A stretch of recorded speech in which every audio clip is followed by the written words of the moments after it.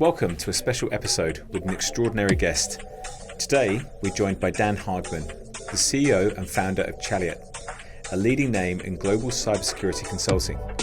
Dan is also recognised as a top cybersecurity voice on LinkedIn, with nearly 30 years of experience at major firms like the London Stock Exchange, and is co-founder of Not So Secure and 7Safe. But there's more to Dan than just cyber. He's also a licensed commercial pilot and a passionate aviator who loves drawing parallels between aviation and cybersecurity. He's also rekindling his old passion for music. Ready to dive in? Let's get started. It troubles me, Anton, because there's a lot of unhappiness in the world as well, and I think there's an element of the systems that create that vacuum that draw everyone else in. Yeah. And who gets time and space to think anymore? Who those conditions are very, very difficult to create and to live in. And who you mentioned, the long term. Who thinks post next year, let alone 5 years, let alone 10 years? Yeah. You have to force yourself to think like that. Most mornings I actively work on those sorts of things to try and look forward and think differently. And there's a great book I was reading recently. It was from a CISO friend of mine who's very much into the world of mental health as well, and he recommended a book called Rest. My goodness me, my productivity's gone through the roof, through the roof since I read that book. Yep. Because you mentioned, Edison, the first few pages of this book mentioned some quite interesting people, including Darwin. Yep. But they looked at Darwin's routine, and he didn't work very much, yet he published 18 books. Interesting, isn't it? It is. So our concept of work and all this tech. Well, that's right. There's this rush towards, actually, I heard something similar recently, and I'm trying to think who it was. It was maybe on Diary of a CEO, and it was a fella from Google. I have to look up who it was, but he was saying this kind of rush about productivity is about doing more, but actually it should be about doing less. The whole benefit of tech should be it gives us back more time to be human and social, not more time consumed by the tech that's created to try and free us up. I know, but so, the concept, I mentioned, alluded to it earlier, being different, having energy, thinking differently. I think there's a huge amount of virtue in that. And you look at culture and the way companies are built as well nowadays. We came to the conclusion after so many cycles that actually you can be really, really kind. You can build an organization that's really open. And then when you've got that environment where people aren't having to compete on their amount of productivity or sort of, metaphorically coats on the back of seats and being presenteeism, you don't need to live like that. And that drives a totally different way of thinking, which is thinking in depth and thinking in longer cycles and thinking about quality. And we've been playing with this for a few years now, and it is extraordinary what it can do for people. And you take that pressure out of a system, we actively reduce those cycles of being busy. If I hear the word busy, I am alarmed. I'm really, really alarmed. We've got a problem.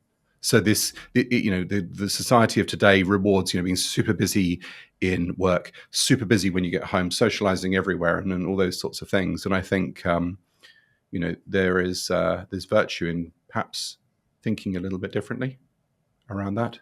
Yeah, interesting.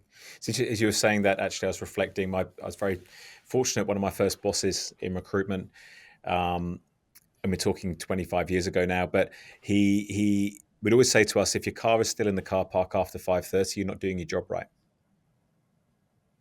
And that was probably very forward thinking for his time, but he was very firm on it. He was very firm. I don't expect you to work weekends. I don't expect you to work beyond 5. If you are, your time management's off. You're not organized. You're not structured. You're not being effective during your day. And it's kind of what you're talking about. He was trying to quash this sense of busyness and presenteeism. Now, you could argue, we were trying to get the job done between, say, 8:30 and 5:30, and we were kind of going flat chat through that period, and there may have been a better way to balance our time, no doubt. But it was still an interesting mindset that he wasn't one of these bosses that, kind of where are you going at 7:00 at night? Which he... Or not even asking that question and giving the vibe of where are you going? Yeah, that's right. Yeah. We used to see it in the City of London all the time, it was like, just so much like that. But there's another thing as well, though, Anton. I think the problem is a lot of this stuff then ends up in, I don't really know the phrase, but becomes generalized and then goes into social media and it becomes diluted, and people then say, well, I need to always not be the car in the car park at 5:30. But there's a bit that's missing that I think that people perhaps underestimate, which is to achieve that state, you've got to put the energy and the investment in first. Yep. Yes. You need to dig deep, so darn deep that it burns your soul. I've done that for years. Yep. And you then get to a point where you can do that. And I think what the problem we have in society, and AI is going to just perpetuate it even more, is the fact that there is no shortcut to any form of endeavor. None. In fact, the word endeavor and shortcut don't sit in the same spectrum, do they? Yep. Or the same scale. They can't.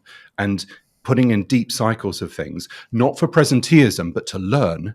Now that's important. So if there's a car in a car park at 8 o'clock at night or even 11 o'clock at night, and the reason is not because of overload, but because someone's trying to learn or achieve something or give some energy into what they do, that is cool.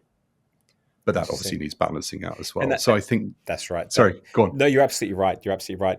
It was interesting. We had one of our team in particular 2 or 3 weeks back who had a bunch of roles that he was running for clients that were kind of coming towards the end and closing out, and the guy must have put in a 60+ hour week. There's no question. He absolutely worked his socks off, and it was nice. And he got the success. And it was nice at the end of the week to recognize that and celebrate that, but equally say it's not sustainable.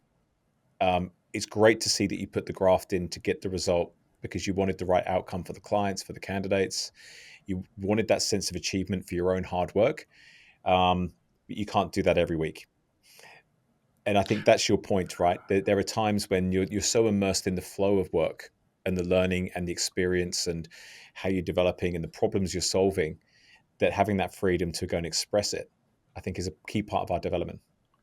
It is. The problem is the organizations themselves. So I think the problem is in 2 parts, Anton. The problem is in there's no shortcut to grit, grind, endeavor, and cycles, what I call soak cycles, time in a problem, right? But there's also, you need the organizational context as well. Yeah. So the problem is organizations build for peak performance all the time. And we've seen so much of it now. There's in the last sort of 2-3 years, profit is not enough now. The software companies in the tech kind of space, double digit is not profitable enough. Yeah. And when is enough?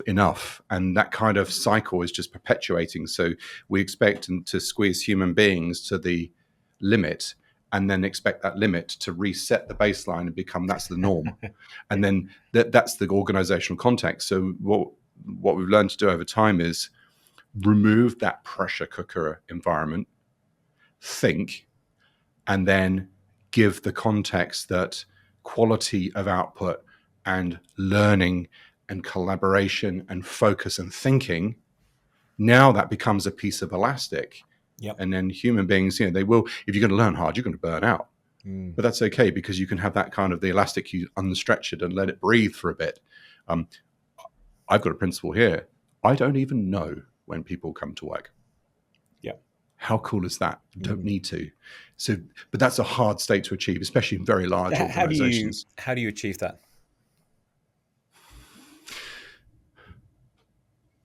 That is a really, really interesting question. I've spent 23 years building businesses in cyber now, and only now I think that we've really got it. Yeah. I think you have to trust people.